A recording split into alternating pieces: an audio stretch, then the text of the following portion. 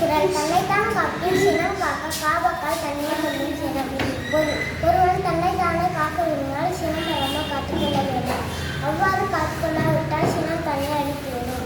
கதை. ஒருவன் எப்பொழுதும் காமாகவே இருப்பான். அவன் பெயர் கந்தன்.